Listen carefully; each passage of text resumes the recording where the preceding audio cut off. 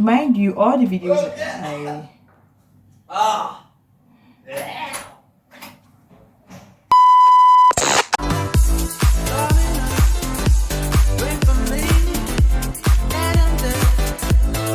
trust me, these tips will really help you. So stay tuned and make sure you watch this video to the end. I will see you in a bit.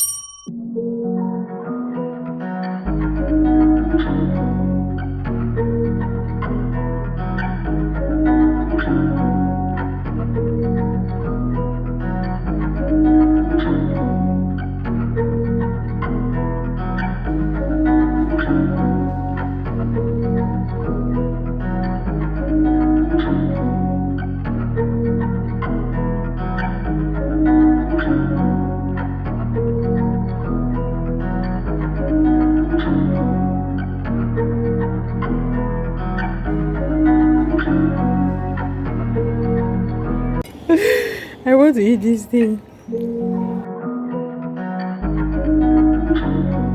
Hi everyone, welcome back to my channel. It's me again with another weird pair of sunshades. Cheers to you guys and cheers to us. My god, I really went wild on the yellow today, didn't I? I even found a yellow rope, but I didn't know how to put it inside the video. I mean, it was so much fun to do, and yeah, that is the important thing. Permit me to introduce myself, please. I am your host, Secret Revealer, T-Spiller, and my name is Rita. Welcome back to my channel. Before I get into this topic, I need you guys to understand the psychology behind refusing to do difficult tasks. What actually happens that we refuse to do things that are difficult or we see as difficult. The psychology behind refusing to do difficult tasks is quite simple.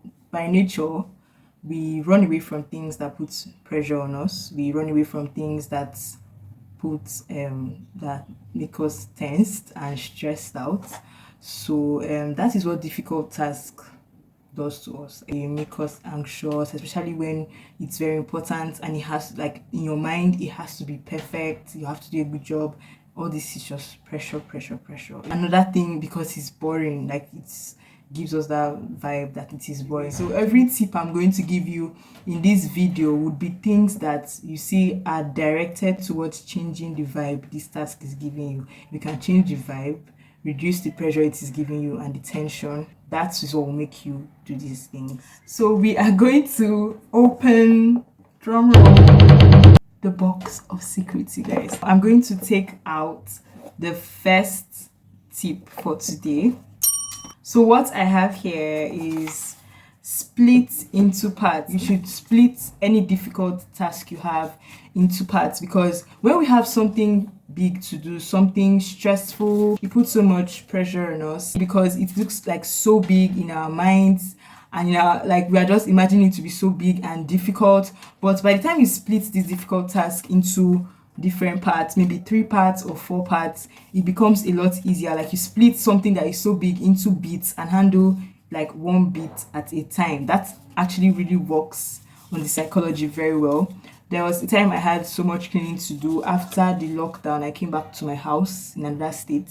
I had so much cleaning to do and I was wondering how I would ever finish. Like, it was looking so big. What I did was that I actually split my room into 4 different parts, and each day that passes I would clean 1 part, and it's made the work easier for me. And because the work didn't look so big and tiring anymore, I was now motivated to actually do the work because it wasn't so big. Split it so that you don't have to deal with one big problem. Instead, you have like little problems to deal with. The second tip we have here is mix the work with something you actually like to do.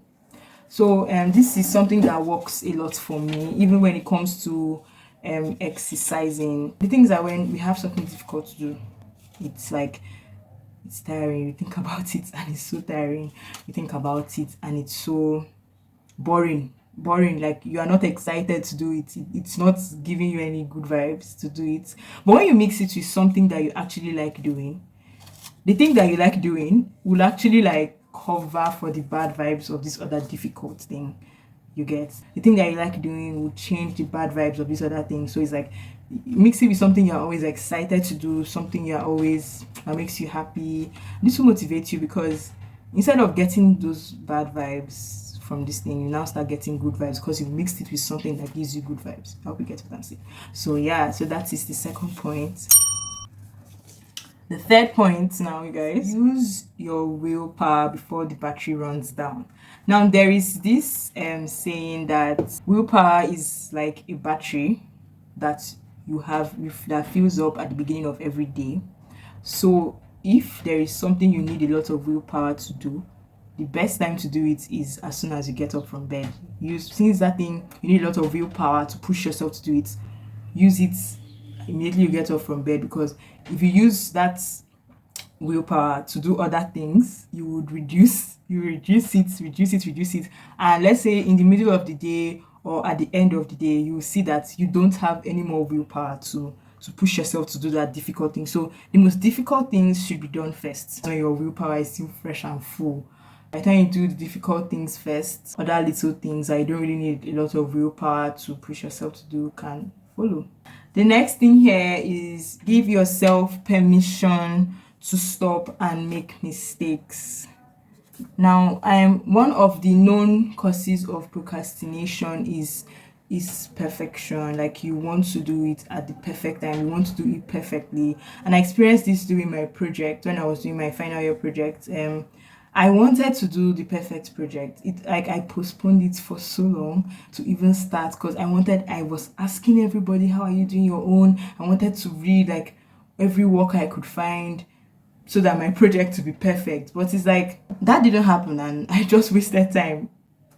I didn't write the perfect project.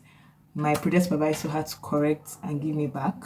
And that is just the point here. Allow yourself to make mistakes.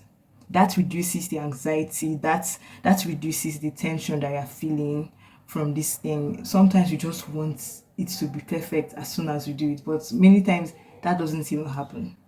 You learn better when you make mistakes. You do a better work when you make mistakes and you're corrected. And give yourself permission to stop. I give myself permission to stop whenever something gets too much, and this just reduces the tension, it reduces the anxiety. It's like I can stop anytime, so let me just do it. If it gets too much, I'll stop. This is another tip that has really helped me, and I believe it's going to help you guys.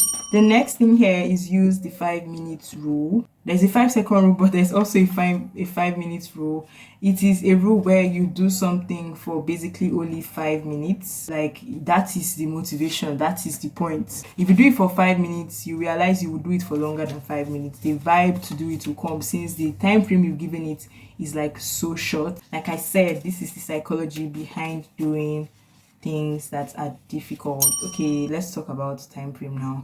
When you have a large time frame, it stresses you out, it gives you anxiety. Why will I spend it to take so much time to do? When you reduce the time frame, it also reduces that anxiety that you have regarding time, and you'll be more motivated to do the work. Just reduce the time frame that you've given yourself to do something, and you will see that it's going to motivate you to do it more. You'll see that you will now get in the mood, and you would even do it for a longer period of time. So this is something I always use when I'm advertising something, especially when I'm telling people to subscribe to my YouTube channel. I tell them, hi, it won't take up to like 2 seconds, 3 seconds. I think you just tell people a small time frame, they are more eager to do stuff, and that also works for us, for you, yeah, for me and you. So yeah, that is it. Thank you so much, everyone, for watching this video to the end. I'm so grateful, you guys. I hope my videos are helping you in one way or the other. I hope you are putting these tips into action. I hope you are actually like practicing and trying to see which one works for you. Please like and subscribe and share to your friends. If you see anyone that is struggling with procrastination, please bring them right here. Thank you so much for coming, you guys. I will see you in the next video. Cheers once again.